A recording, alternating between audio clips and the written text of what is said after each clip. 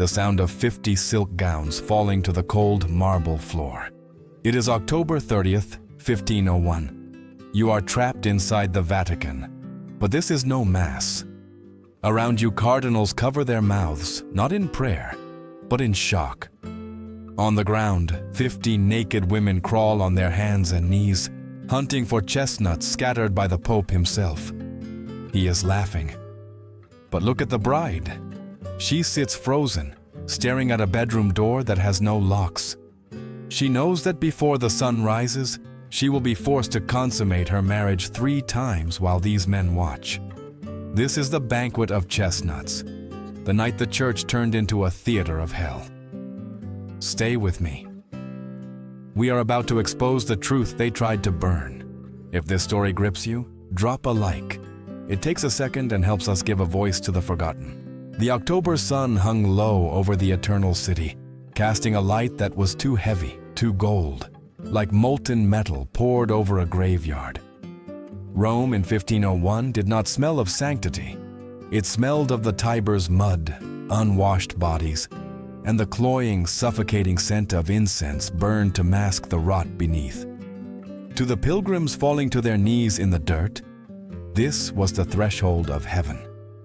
To the man riding through the Porta del Popolo, it was the open mouth of a beast.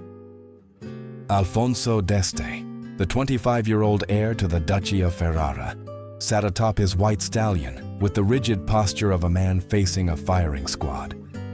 He was handsome in the way of northern Italian nobility, with sharp features and dark, intelligent eyes that were currently wide with a terror he fought to suppress. His velvet doublet, embroidered with the silver eagle of his house, felt less like finery and more like a shroud. The crowds cheered as he passed. They threw flowers that landed in the horse manure paving the streets. "Long live the groom! Long live the alliance!" they shouted. Alfonso did not wave. His gloved hands gripped the reins so tightly that the leather groaned. He knew what these people were really cheering for. They were not cheering for a wedding. They were cheering for the fresh meat arriving at the Colosseum. As the procession wound its way toward the Vatican, the massive shadow of the Castel Sant'Angelo fell over them. Alfonso looked up, his gaze drawn irresistibly toward the apostolic palace, rising like a cliff face against the darkening sky. There, at a high-arched window, stood a figure. It was a woman. Even from this distance, the setting sun caught the famous hair of Lucrezia Borgia, spinning it into a halo of unnatural brightness. She was the most beautiful woman in Christendom, or so the poets claimed. She was 21 years old, draped in silk that cost more than a peasant's lifetime of labor. Yet she did not lean out to wave to her future husband. She did not smile. She stood motionless, like a statue carved from grief. Alfonso watched, transfixed, as her hand slowly rose to her throat. She rubbed the skin there, a repetitive, unconscious motion. It was a nervous tick, a phantom memory. Alfonso felt a chill slice through the humid air. He knew what she was remembering. She was remembering the night her brother's men had strangled her second husband in his bed while she screamed in the next room. She wasn't looking at a bridegroom. She was looking at the next ghost. He tore his eyes away, bile rising in his throat. "Father, why have you done this?" he thought, the bitterness tasting like copper. For weeks, Alfonso had written letters to his father, the Duke of Ferrara. He had begged. He had pleaded.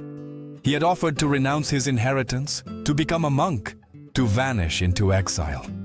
"Do not send me to them," he had written. "The Borgias do not marry, they consume." But the reply from Ferrara had been cold and pragmatic. The armies of the Pope were on their borders.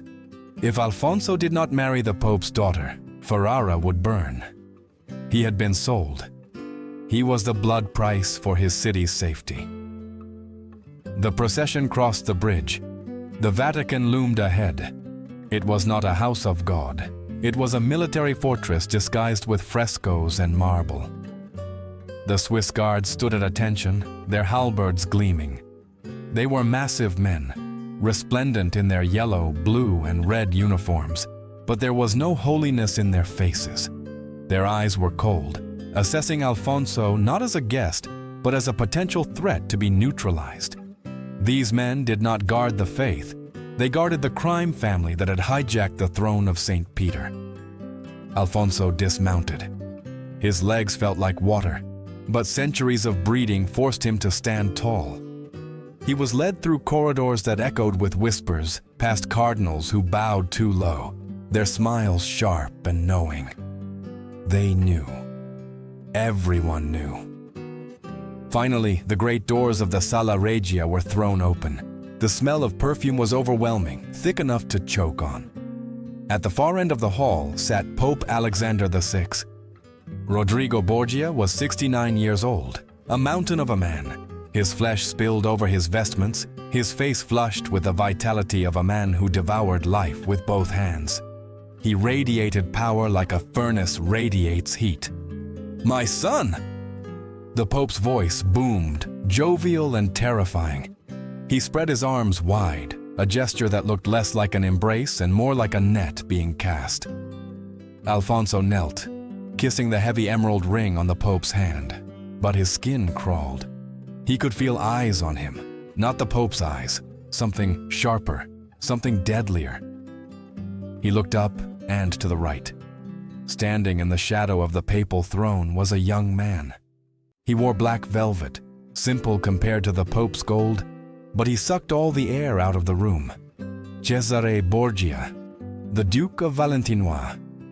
He was 26 with a face that could have belonged to a fallen angel, beautiful, dark, and utterly devoid of mercy. Cesare did not speak. He did not welcome his new brother-in-law. He simply stood there, one hand resting casually on the hilt of his sword, the other toying with a heavy gold chain around his neck. And then he smiled. It was not a smile of greeting. It was a faint curling of the lips, amused and predatory. It was the smile of a cat that has just seen a mouse scurry into a corner from which there is no exit. Cesare's eyes scanned Alfonso's neck, the very spot Lucrezia had touched on her own throat moments ago. In that silence, amidst the gold and the incense and the power of Rome, the truth crashed down on Alfonso with the weight of a tombstone. The wedding was a lie. The alliance was a lie. He was not a husband. He was merely livestock, kept alive only as long as he was useful, fattened up for the slaughter that was sure to come. The air in the papal chapel was not air. It was a soup of frankincense and body heat, thick enough to coat the inside of a man's lungs.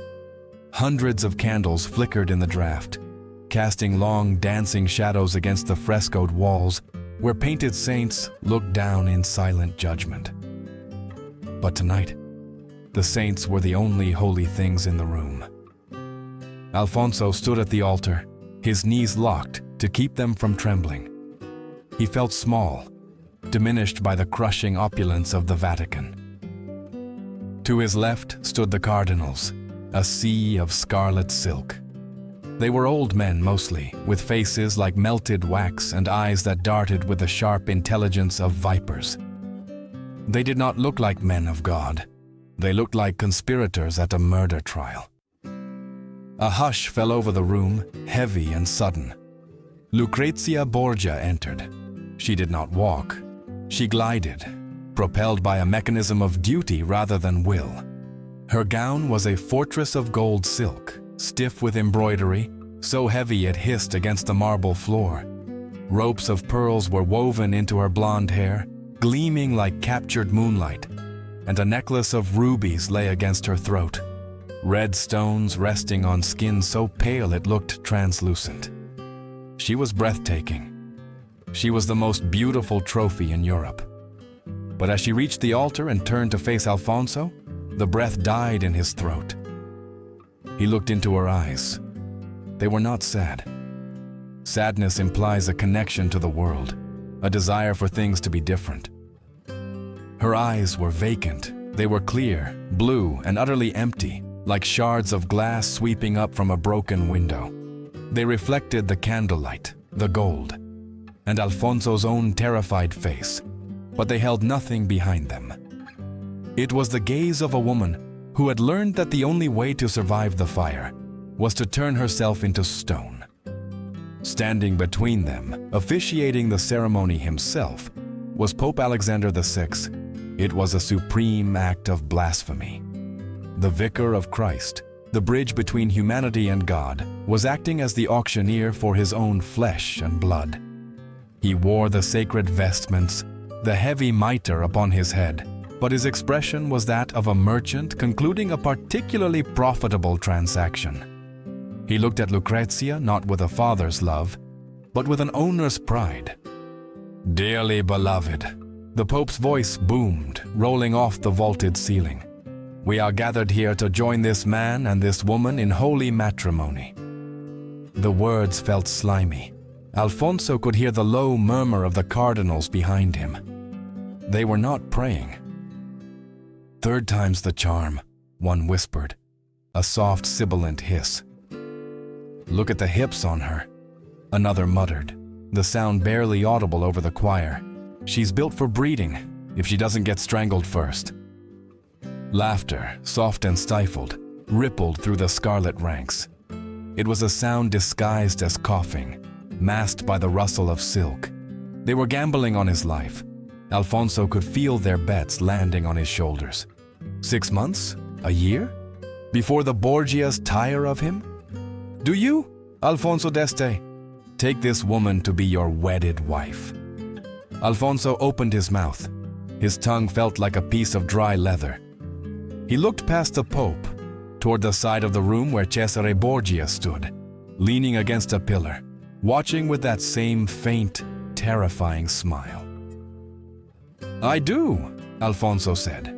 His voice cracked. It was a weak, pathetic sound that shamed him. The Pope turned to his daughter. "And do you, Lucrezia, take this man?" Lucrezia did not blink. She did not look at her father. She stared straight ahead through Alfonso, focusing on some invisible point in the distance. "I do," she said. Her voice was flat. It had no tremor, no emotion, no cadence. It was the sound of a dead lake where no wind blows. It was the voice of a ghost haunting her own body. "The rings?" the Pope commanded, unable to keep the eagerness out of his tone. A page boy stepped forward with a velvet pillow. On it lay 2 bands of heavy gold. Alfonso picked up the smaller one. His hand shook so violently he almost dropped it. He reached out and took Lucrezia's hand. Her skin was ice. It was a shocking, physical jolt. In the stifling heat of the chapel, surrounded by hundreds of sweating bodies and burning candles, her hand was as cold as a corpse pulled from a winter river. It was the coldness of someone whose blood had stopped flowing out of sheer dread. He slid the ring onto her finger. It fit perfectly, another shackle to bind her to the tragedy of her name. He looked up, panic flaring in his chest.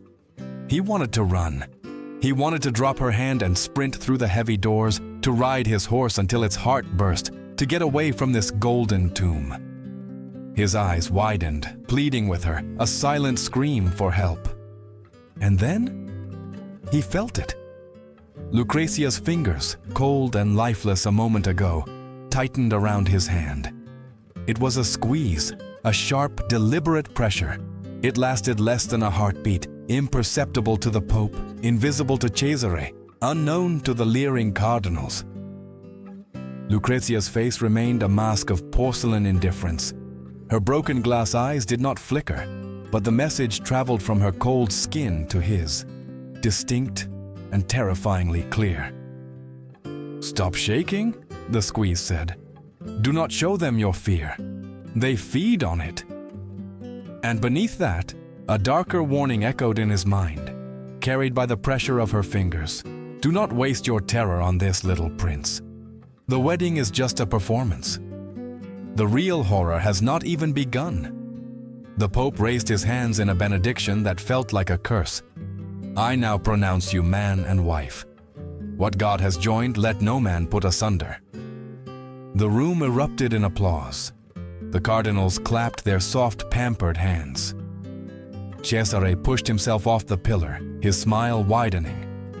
But Alfonso stood frozen, anchored only by the cold, iron grip of the woman who had just become his wife and his fellow prisoner.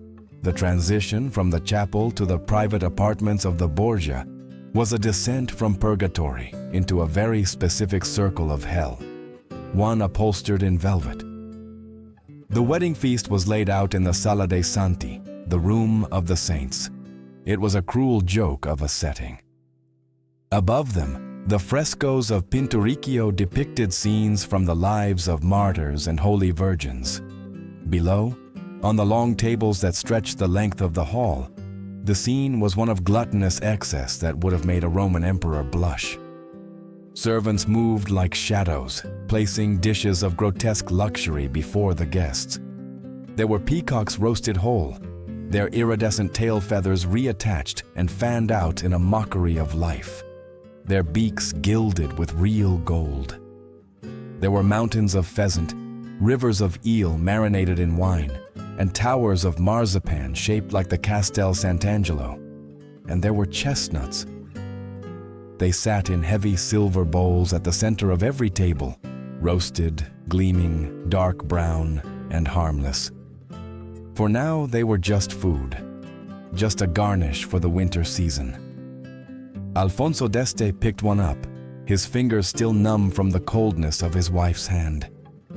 He rolled the nut between his thumb and forefinger, feeling its hard, smooth shell, unaware that this small, simple object would soon become the instrument of his undoing. "Eat, my son," Pope Alexander VI bellowed from the head table. The Pope had already loosened his heavy robes. His face was flushed a deep, unhealthy crimson, the color of the wine that spilled from his goblet onto the pristine tablecloth. "To marriage, to the union of Rome and Ferrara." Music played, a lute and a viol weaving a melody that was sweet, melancholic, and utterly at odds with the tension vibrating in the room. Then came the sound that stopped Alfonso's heart. Thud. Click. It came from the main entrance. The heavy oak doors, carved with papal insignias, had been swung shut. The iron bolts were driven home with a finality that echoed off the painted ceiling. Alfonso turned. 4 Swiss guards stood before the doors, their halberds crossed. They weren't keeping intruders out. They were keeping the guests in. At a signal from Cesare Borgia, a side door opened. The air in the room shifted, charged with a sudden electric current of lust and confusion. The women entered. There were 50 of them. These were not the common streetwalkers of the Tiber banks. These were the courtigiani onesti, the honest courtesans of Rome. They were women of education and grace, dressed in gowns of crimson damask and emerald velvet that rivaled the attire of the noble women present. They wore jewels given to them by bishops and bankers. They moved with the practiced elegance of women who knew their worth was high. Among them was Fiammetta. She was 19, with hair the color of dark honey and eyes that usually sparkled with a sharp, cynical wit. She wore a gown of deep blue, the bodice laced with silver thread. Fiammetta was a favorite of the Roman Curia. She could quote Virgil, play the lute, and keep a cardinal's secrets. She had been summoned to the Vatican for a special performance, told it would be an evening of poetry and dance. But as she stepped into the Sala dei Santi, Fiammetta's wit deserted her. She saw the crossed halberds. She saw the locked doors. She smelled the heavy, predatory scent of men who had drunk too much power. Her eyes darted desperately around the room, seeking an anchor. She found one. Seated near the Pope was Cardinal Grimani, a man who had visited her apartments only 3 nights ago. A man who had wept in her arms and sworn he loved her more than his vows. "Eminence," she whispered, taking a step toward him, her hand raising in a subtle plea. Cardinal Grimani looked up. He saw her. For a second, recognition flashed in his eyes, a memory of intimacy. But then, he saw Cesare Borgia watching him. The cardinal's face went blank. He turned his head slowly, deliberately, picking up his wine cup and engaging the man next to him in conversation. He did not know her. To acknowledge her now, in this room, was dangerous.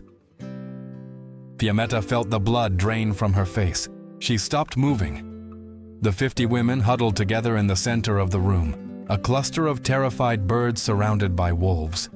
They realized, collectively, that their silk dresses and expensive jewels were no armor here. At the head table, Lucrezia sat like a wax doll. She did not look at the women. She stared at the silver bowl of chestnuts in front of her. She picked one up, her fingernail digging into the shell until it cracked. She knew what was coming. She had seen her father's games before. Cesare Borgia sat to her right. He had not touched his food. His plate was clean. His wine cup was full but untouched. In a room of drunken revelry, his sobriety was the most terrifying thing of all. He sat in absolute stillness, his dark eyes moving from Alfonso's pale face to Fiammetta's trembling shoulders. He was the conductor of this orchestra, waiting for the crescendo. The music died away. The chatter faded into an uneasy silence. Pope Alexander VI pushed his chair back. The legs scraped loudly against the marble floor, a harsh sound that made half the guests flinch. He stood up, swaying slightly. The candlelight caught the sweat on his forehead and the madness in his eyes. He raised his goblet high, splashing wine onto the floor. "We have feasted," he roared, his voice thick with intoxication. "We have prayed. But Rome is not a city of prayers tonight. Rome is a city of truth." He swept his arm toward the center of the room, pointing a thick finger at Fiammetta and the 50 women huddled in their finery. "You think you know these women?" The Pope laughed, a wet, guttural sound. "You think you know what lies beneath the silk and the velvet? Tonight we strip away the lies. Tonight we see what nature intended." He leaned forward, his grin widening to reveal teeth stained purple with wine. "Gentlemen," he whispered, though his whisper carried to the back of the hall. "The real entertainment begins now." At his words, the Swiss guards took a step forward, their boots slamming in unison against the stone. The 50 women, the pride of Rome's nightlife, took a collective step back, their eyes wide with a primal terror. Fiammetta clutched the fabric of her blue dress. She looked at the Pope, then at the silent, watching Cesare, and finally at the locked doors. There was no poetry tonight. There was only the cage. The command was not spoken. It was barked, a raw order that stripped the room of its last pretense of civility. "Strip!" the captain of the guard shouted, his hand resting on his sword hilt. For a heartbeat, there was defiance. These were women of influence, women who whispered in the ears of bishops and bankers. But then a guard stepped forward and seized the bodice of a woman in emerald velvet, a countess's favorite. The sound of tearing fabric was louder than a scream. It ripped through the heavy air, violent and final. The defiance broke. One by one, the gowns fell. Crimson damask, midnight blue silk, gold-threaded brocade. They puddles on the floor like the molted skins of colorful birds. Underneath, the women were trembling, their skin goose-fleshed in the drafty hall. They stood exposed, hugging their own arms, trying to cover themselves with hands that were suddenly too small to hide their shame. The Pope watched, his breathing heavy, his eyes glittering with a wet, feverish light. He did not see women. He saw livestock. He saw a spectacle he had purchased with the coin of St. Peter. "Now," Alexander VI grunted, grabbing a heavy silver bowl from the table. "Feed them." He upended the bowl. Clatter, clack, thud. Hundreds of roasted chestnuts hit the marble floor. They rolled and bounced, scattering into the corners, under the tables, and around the bare feet of the women. Servants appeared from the shadows with bushels more. They cast them out in wide arcs. It sounded like a hailstorm hitting a tin roof, a cacophony of hard shells striking stone. The floor was carpeted in them, brown, hard, and mocking. "On your knees!" the Pope roared, laughing so hard he spilled wine down his chin. "Collect them. The one who gathers the most wins a prize: silk, gold, everything you desire." The women hesitated. To kneel was to surrender the last shred of their humanity. To kneel was to become the animal. Cesare Borgia, still seated, still silent, leaned forward slightly. He picked up a single chestnut from the table and flicked it toward Fiammetta. It hit her bare thigh with a sharp sting. He raised an eyebrow. The threat was clear: crawl or die. Fiammetta sank to her knees. The cold of the marble bit into her skin instantly. It was a shock that traveled up her spine, freezing her breath. She reached out, her fingers trembling, and grabbed a chestnut. Then another. Around her, 49 other women descended. The Sala dei Santi, painted with the miracles of saints, became a barnyard. The sound of weeping was drowned out by the scraping of skin against stone, the frantic scrabbling of nails on the floor. "Faster!" the cardinal shouted. Some had stood up, caught in the frenzy. They threw chestnuts harder, aiming for the women's backs, aiming to make them crawl further, stretch longer. They jeered and pointed, their faces twisted into masks of grotesque amusement. Fiammetta crawled. Her knees, unaccustomed to such abuse, began to bruise, turning purple and raw. She felt like she was drowning in a sea of noise and madness. She scrambled under a table to retrieve a nut, and a heavy boot kicked it away just as she reached for it. She looked up to see a bishop laughing down at her. She had to get out. She had to find a sanctuary. She saw the dais. It was raised above the chaos, an island of gold velvet where the Borgia family sat. Lucrezia was there, the Pope's daughter, a woman. Surely, a woman would understand this hell. Surely, a woman could not watch this and feel nothing. Fiammetta crawled toward the throne. Her breath came in ragged gasps. She pushed past another weeping girl, her eyes fixed on the hem of Lucrezia's golden gown, which trailed down the steps of the dais. She reached the bottom step. She was close enough to smell the lavender water Lucrezia used, close enough to see the stitching on her shoes. In a spasm of desperation, Fiammetta reached out. Her hand, dirty from the floor and shaking with terror, brushed against the heavy gold silk of Lucrezia's dress. She grasped the hem, clutching it like a drowning sailor clutches a rope. "Help me!" Fiammetta mouthed. No sound came out, but the shape of the words was a prayer. Lucrezia jumped. The touch was electric. For hours, Lucrezia had been a statue, a ghost in her own body. But the physical sensation of another woman's hand, warm, trembling, terrified, shattered her dissociation. She looked down. She saw Fiammetta. She saw the bruises on her knees. She saw the sheer animal terror in her eyes. And for a fraction of a second, the mask cracked. Lucrezia's hand twitched. Her fingers uncurled from the armrest. She leaned forward, her instinct screaming to reach down, to pull this woman up, to cover her, to scream at her father to stop. She started to reach out. Then she felt it. A coldness that had nothing to do with the draft. She looked to her right. Cesare was watching her. He wasn't looking at the naked women. He wasn't looking at the chestnuts. He was looking only at his sister. His face was perfectly still, but his eyes were black pits of warning. "Touch her," his gaze said, "and you join her. Save her, and you destroy yourself." The air between them solidified into a wall of iron. Lucrezia froze. Her hand, hovering inches from Fiammetta's, stopped.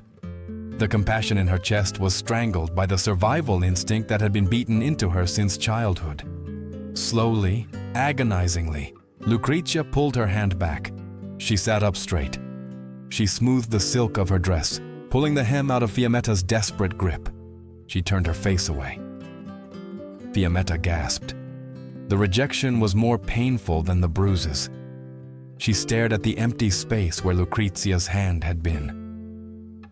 The hope in her eyes flickered, dimmed, and then went out entirely, replaced by an abyss of absolute despair. She let go of the dress. She lowered her head. She turned back to the floor, back to the chestnuts, back to the cold stone. Lucrezia stared at the fresco on the far wall, her heart hammering against her ribs like a trapped bird. She realized then, with a nausea that roiled in her gut, that she was no longer just a victim. She had made a choice. By doing nothing, by pulling her hand away, she had become one of them. Her silence was now a weapon, and she had just used it to strike the final blow. The silence that followed the madness was worse than the noise. The chestnuts had been gathered. The prizes, paltry lengths of silk and cheap trinkets, had been tossed to the weeping women like scraps to beggars. The 50 courtesans, including Fiammetta, had retreated to the edges of the room, huddling in the shadows of the tapestries, pulling their torn dresses around their bruised bodies. They wanted to leave. They prayed to be dismissed, but the doors remained bolted. The air in the Sala dei Santi was stale, heavy with the smell of spilled wine, sweat, and the lingering acrid scent of fear. The candles had burned low, casting long, distorted shadows that seemed to claw at the walls. Pope Alexander VI remained on his throne. The exertion of the game had left him breathless, his face a map of broken veins and sweat. He wiped his mouth with the back of his hand, his eyes scanning the room until they landed on the bride and groom. "The entertainment is finished," the Pope announced. His voice was no longer the roar of a drunken reveler. It was the cold, iron gavel of the Supreme Pontiff. Now, the holy duty must be performed. Alfonso d'Este sat frozen. He had watched the spectacle of the chestnuts with his head bowed, trying to preserve a shred of dignity by refusing to witness it. He thought the nightmare was over. He thought he would be allowed to take his wife, retreat to a private chamber, and lock the door against this madness. He was wrong. "The marriage," the Pope continued, his voice dropping to a register that vibrated with absolute authority, "is a contract. And a contract is nothing until it is signed in blood and flesh. We will not have the annulments of the past. We will not have rumors of impotence. Tonight Rome will see. Tonight the world will know that the Borgia blood has truly mixed with the Este line." He pointed a thick finger toward the adjoining chamber.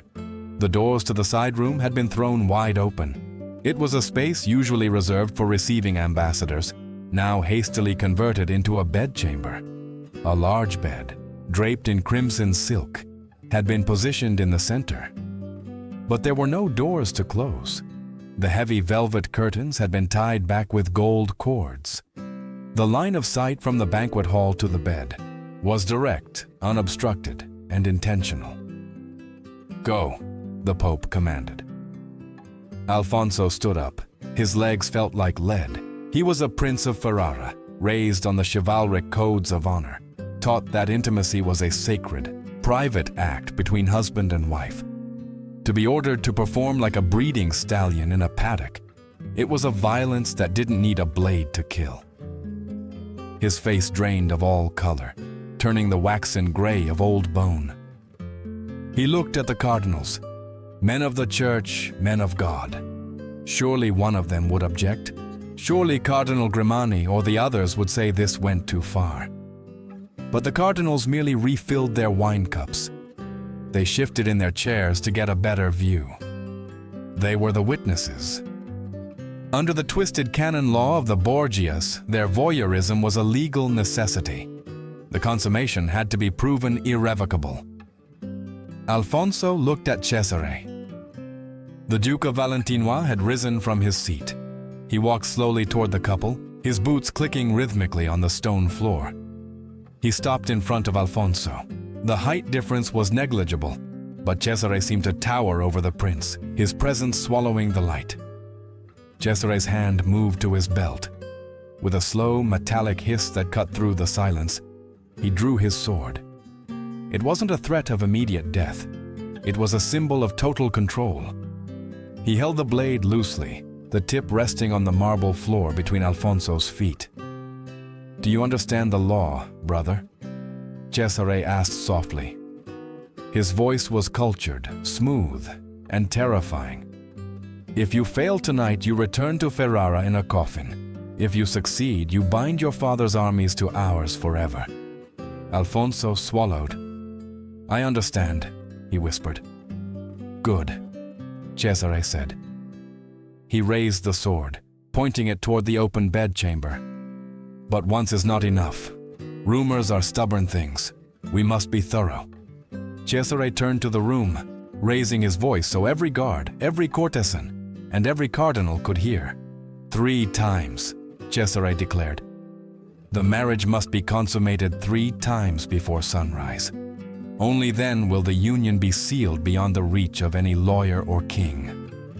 3 times. The number hung in the air like a sentence. It transformed the act from a duty into a marathon of humiliation. It demanded a virility that fear had already strangled. Alfonso looked at Lucrezia. She had risen from her chair. She stood beside him, still as a statue. She did not look at the bed. She did not look at the open doors. She did not look at the 50 weeping women or the leering pope. Her eyes were fixed on a point far above the room, perhaps on the painted ceiling where the saints were being martyred. The color had left her cheeks. Her breathing was shallow and rhythmic.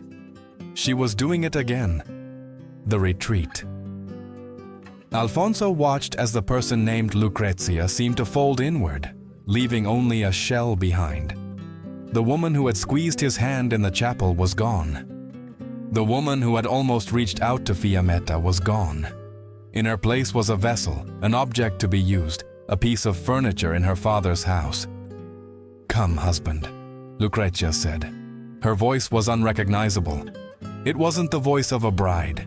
It was the voice of a prisoner walking to the gallows, urging the executioner not to delay. She turned and walked toward the open chamber, her golden train dragging over the chestnut shells that littered the floor. The sound was a dry rattle, like bones grinding together. Alfonso looked back one last time. He saw the Pope leaning forward, eyes wide with anticipation. He saw Cesare sheathing his sword with a satisfied click. There was no escape. The walls were stone.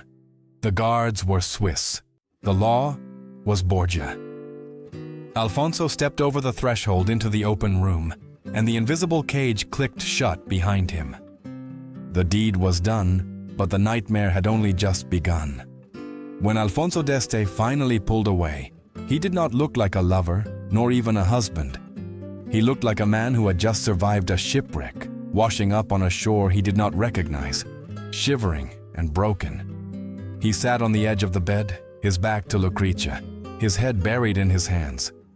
His naked back heaved with breaths that were too shallow, too fast, the hyperventilation of panic fighting against shame. Lucrezia lay still. She had not moved since the moment she had laid down. She was a figure carved from marble, pale against the crimson sheets. Her eyes were wide open, fixed on the ceiling of the makeshift bedchamber. There, in the plaster, was a crack, a long, jagged fissure that ran through the painted robe of a cherub. Lucrezia focused on it with the intensity of a scholar deciphering a dead language.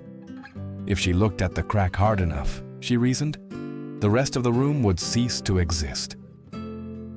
If she studied the way the paint peeled at the edges, revealing the gray stone beneath, she would not have to see the open doorway. She would not have to see the cardinals watching. Then, boots clicked on the stone floor. Cesare Borgia entered the room. He did not knock. He did not hesitate. He walked to the bedside with the brisk efficiency of a physician making rounds in a plague ward. Alfonso flinched at the sound of his approach, scrambling to cover himself, but Cesare ignored him. The Duke's eyes were cold, assessing, devoid of any human warmth. He looked at the bed, he looked at the sheets, he looked at his sister, not with concern but with scrutiny. "The first seal is set," Cesare announced, his voice carrying clearly to the listeners in the outer hall. He nodded, satisfied, as if he had just inspected a shipment of grain rather than his sister's body. He turned to Alfonso, who was trembling violently now. "1 hour," Cesare said, holding up a single gloved finger. "We must follow the physician's advice to ensure potency. You will rest for 1 hour. Then, we begin again." He turned on his heel and walked out, signaling for a servant to bring fresh wine. "Mark the time," he ordered the guards. 1 hour. It was a sentence worse than the act itself. The act was violence, but the weight was torture. The room settled into a heavy, suffocating stillness. The guests in the outer hall had quieted down, their drunken energy spent, replaced by a morbid, voyeuristic lethargy. They sat in their chairs, watching the open doorway, waiting for the next act of the play. In the bedchamber, the silence began to stretch, tight and thin as a wire. Lucrezia returned to her crack in the ceiling, but as the seconds ticked by, her mind began to drift. She was not here. She was not in the Vatican. She was in the garden of the convent of San Sisto, where she had hidden as a girl. "The air is cool there," she told herself. "It smells of lemon trees and damp earth. The walls are high, and no one can see over them. I am sitting by the fountain. The water is clear. If I put my hand in, it will be cold." In her mind, the jagged crack in the ceiling transformed. It became a vine of ivy, twisting and curling in the sunlight. The crimson canopy of the bed became the shade of a cypress tree. She was floating, drifting, untethered from the body that lay exposed on the mattress. This body was just a shell, a husk left behind while the real Lucrezia slept in the grass. Tap. The sound was sharp, sudden, intruding on her garden. Lucrezia blinked. The garden flickered. Tap. Sss. It was a candle standing on a bronze stand near the bed. The wax was melting, dripping down the side, hitting the metal plate below. In the unnatural silence of the room, each drop sounded like a hammer striking an anvil. Tap. Time was leaking away, drop by hot drop. Next to her, Alfonso shifted. The mattress creaked. He was trying to be still, trying to disappear, but his body betrayed him. His breathing was ragged, a harsh, wet sound in his throat. It was the sound of a man swallowing bile, swallowing screams. Every inhalation was a struggle against the weight of the air in the room. Lucrezia wanted to tell him to stop breathing. The sound was too human, too real. It anchored her here. It pulled her back from the lemon trees. "Be quiet," she screamed in her head. "Let me go back to the garden." But then came the third sound, the one that shattered the garden forever. It came from the outer hall, drifting through the open doorway, past the guards, past the watching cardinals. It was a soft, rhythmic hitching, a stifled sob. It was Fiammetta. The courtesan was somewhere out there, huddled in the corner where she had been discarded. She was trying to be quiet. She knew the penalty for disrupting the Pope's pleasure, but the terror was too great to contain. It leaked out of her in small, broken gasps. The sound was faint, barely a whisper, but to Lucrezia it was deafening. It was a mirror in sound. Fiammetta was weeping for herself, but she was also weeping for Lucrezia. The two of them, the princess in the bed and the whore on the floor, were linked by that thread of sorrow. The contrast tore at Lucrezia's sanity.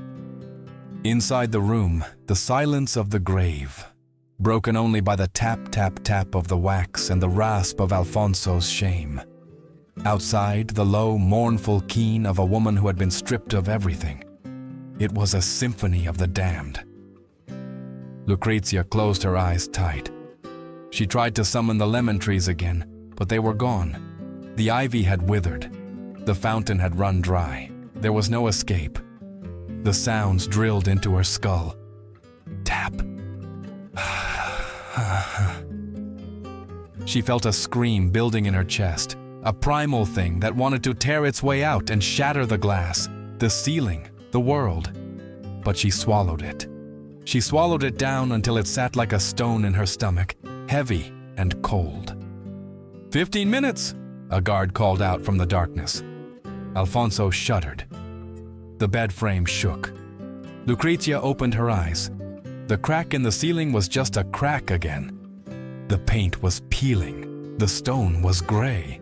She lay still, listening to the wax count down the seconds of her life, waiting for the hour to strike, waiting for the monster to return. The sun did not rise over the Vatican. It merely bled into the sky. A sickly, gray light filtered through the high-arched windows of the Borgia apartments, touching the wreckage of the night with cold indifference. It washed over the spilled wine that had dried into sticky purple pools on the marble. It illuminated the mountains of chestnut shells, scattered like the bones of small animals after a feast. In the adjoining chamber, the third act was finished. There was no fanfare. There was no applause from the cardinals in the outer hall. Most of the princes of the church had succumbed to the wine and the hours. They slumped in their velvet chairs, mouths open, snoring softly, their red robes pooling around them like puddles of blood. They looked small in the daylight, stripped of their nocturnal menace, reduced to old men sleeping in a room that smelled of stale vice. Alfonso d'Este sat on the edge of the bed. He was fully dressed now, though his fingers had fumbled so badly with the laces of his doublet that a servant had to step in to finish it. He stared at the floor, his eyes red-rimmed and hollow. Something essential had broken inside him. It wasn't just his pride. It was the fundamental belief that he was a man of agency. He realized, with a clarity that was more painful than the night's humiliations, that he would never speak of this. He would carry this silence back to Ferrara. He would let it rot in his gut. He would look at his wife and see only the witness to his destruction. He was alive, but he was not the man who had ridden through the gates of Rome yesterday. That man had died in this bed. Cesare Borgia stood by the window, looking out at the waking city. He looked remarkably fresh, as if he had fed on the energy the others had lost. He turned, his silhouette sharp against the morning light. "It is finished," Cesare said. He did not raise his voice, but the words cut through the room. "The marriage is sealed," he continued, walking over to the table where a scribe had been fastidiously recording the times. Cesare glanced at the parchment, nodded, and then looked at Alfonso. "You may return to your apartments, brother. Sleep well. You have done Rome a great service." It was a dismissal. The tool had served its purpose and could now be put back in the box. Alfonso stood up. He swayed slightly. Without a word to Cesare, without a glance at Lucrezia, he walked out. He moved like a ghost, stepping carefully over the sleeping form of a bishop, and disappeared into the hallway. Lucrezia remained. She sat on the edge of the crimson bed, her hands resting in her lap. The morning light hit her face, revealing the dark circles under her eyes. But she did not look broken. She looked hollowed out, scraped, clean. Slowly, she stood up. Her legs felt heavy, but they held her. She walked to the basin of water in the corner and washed her face. The water was cold. It shocked her skin, washing away the sweat and the tears she had refused to shed. She turned to the mirror that hung on the wall. It was a polished silver disc, framed in gold. She looked at the reflection. The woman staring back at her was Lucrezia Borgia, and yet She was a stranger. The girl who had trembled in the chapel was gone. The girl who had imagined lemon trees to escape the pain was gone. The woman in the mirror had eyes like flint, hard, gray, and capable of striking sparks. She began to dress. She refused the help of the maid who had been dozing in the corner. Lucrezia pulled the laces of her bodice tight, binding herself into her armor of silk and gold. She smoothed her hair. She adjusted her necklace. She turned to leave. To exit the room, she had to walk through the banquet hall. She had to walk through the scene of the crime. Lucrezia stepped over the threshold. The room was a graveyard of dignity. She saw the sleeping cardinals. She saw the Swiss guards, stoic and impassive, watching her pass. And then she saw the floor. It was covered in chestnut shells, thousands of them. In the gray light, they looked jagged and sharp. Lucrezia stopped. Near the leg of a table, she saw a shadow. For a heartbeat, it looked like a woman in a blue dress, huddled on the floor, weeping. It looked like Fiammetta. Lucrezia blinked. The shadow resolved itself. It was just a pile of discarded velvet cloaks. Fiammetta and the other women had been ushered out hours ago, sent back to the streets with their bruises and their shame. But the ghost remained. Lucrezia could feel the phantom weight of Fiammetta's hand on her hem. She could hear the echo of that stifled sob.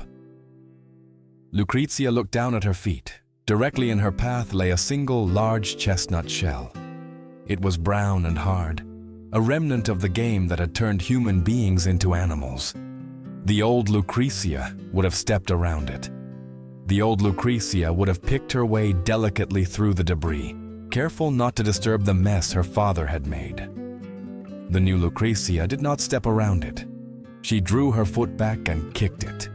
It skittered across the marble floor with a dry, hollow sound, clack, clack, clack, until it hit the wall and vanished into the shadows. She looked up, her chin high.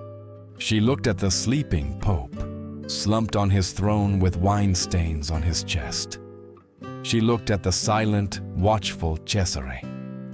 "I am still here," she whispered. The words were barely audible, lost in the vast, vaulted ceiling of the room. But to Lucrezia, they sounded like a thunderclap. "You took my body," she thought, the words forming a mantra in her mind as she walked toward the heavy oak doors.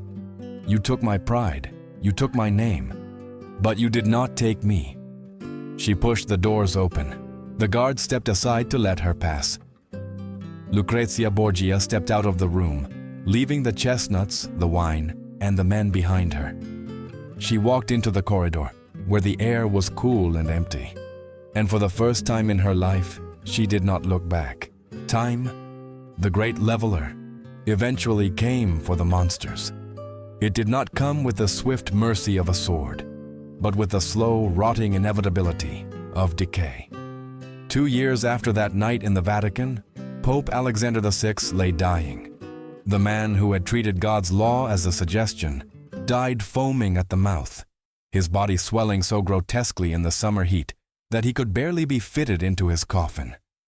The invincible Cesare Borgia, the predator who had made all of Italy tremble, followed him into the abyss a few years later. He did not die a prince.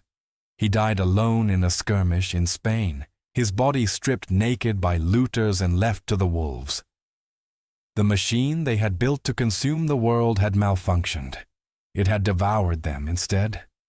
But far to the north, in the misty, river-bound city of Ferrara, the renewable resource they had traded away was still breathing. Lucrezia Borgia was no longer the girl with the hollow eyes. She was the Duchess of Ferrara. The people did not call her a whore, nor a witch, nor a pawn. They called her La Bona Duchessa, the Good Duchess. She sat in council with poets and philosophers. She managed the city's grain supplies during famines. She drained the marshes to prevent malaria. Yet beneath the heavy brocade of her ducal gowns, she wore a secret. Against her skin, scratching at the soft flesh with every movement, was a Silas, a shirt made of coarse animal hair. It was an instrument of penance. Some whispered she wore it for the sins of her family. But Lucrezia knew the truth. She wore the pain because she chose it. In a life where every violation had been forced upon her, this small, private stinging was the only pain that belonged to her, alone. It was a reminder that she was still alive, still feeling, still in control. It was a bitter winter evening in 1519. Snow dusted the rooftops of Ferrara, turning the city into a sketch of charcoal and chalk. Lucrezia walked through the halls of the Ospedale di Santa Anna, a hospice she had founded for the poor.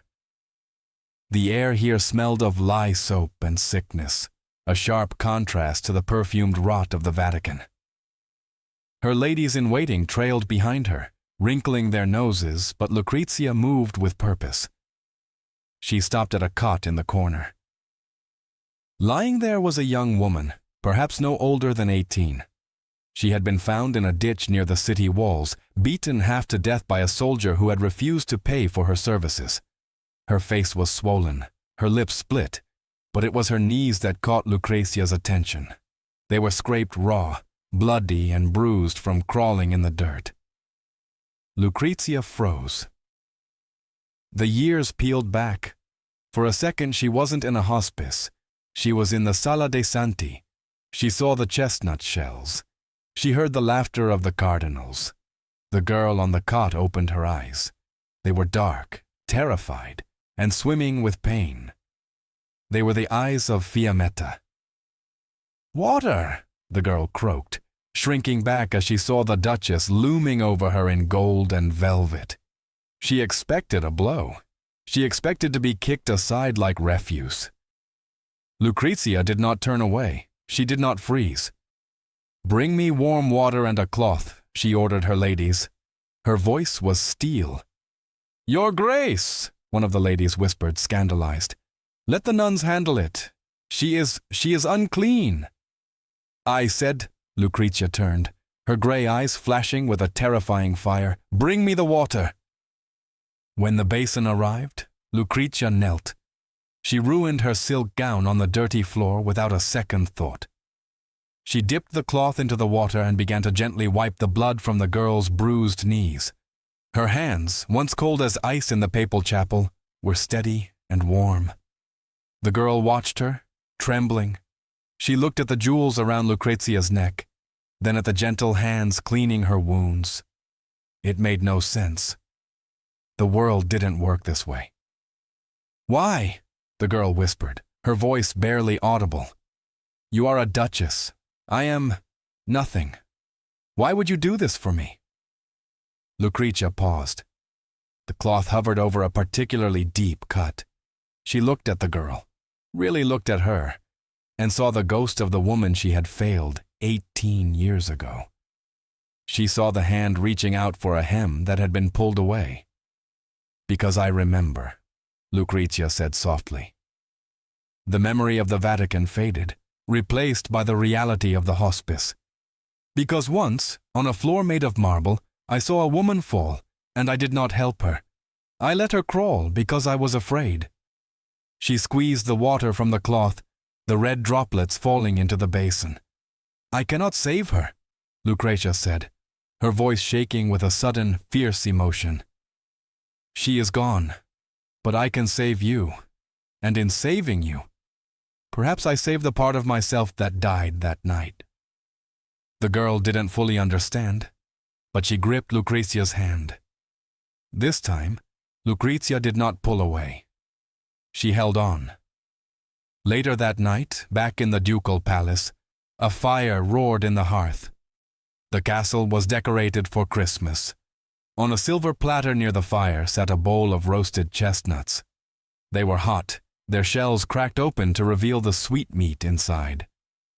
Lucrezia stood by the fire. She was 39 years old. Her body was tired from 8 pregnancies, from the hair shirt, from the weight of history. But her spirit was clear. She reached out and picked up a chestnut. She remembered the sound they made hitting the floor. She remembered the humiliation. But that was in Rome. That was in the past. Here, in the life she had built from the ashes, a chestnut was just a nut. She peeled the shell. She put the meat in her mouth and chewed. It was sweet.